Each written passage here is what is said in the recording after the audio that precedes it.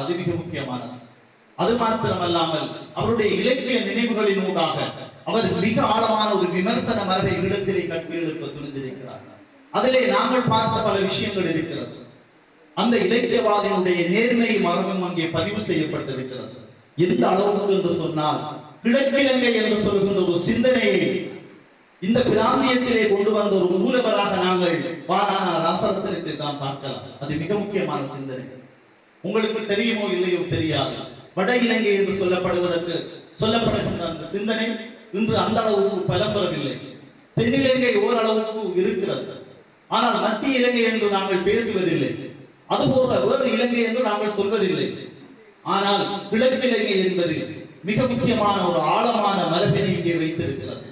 திருகோணமலை மாவட்டமும் அம்பாறை மாவட்டமும் மட்டக்களப்பு மாவட்டமும் சேர்ந்து இந்த முஸ்லிம் தமிழ் உறவு என்பது ஈழத்து இலக்கியத்துக்கு ஆழமான ஒரு வலுவை பாய்ச்சி இருக்கிறது என்கின்ற செய்தியை இந்த உலகிற்கு முதல் சொன்ன அந்த பரம்பரையிலே வானான ராசரத்தினம் இருந்திருக்கிறார். அந்த செய்தி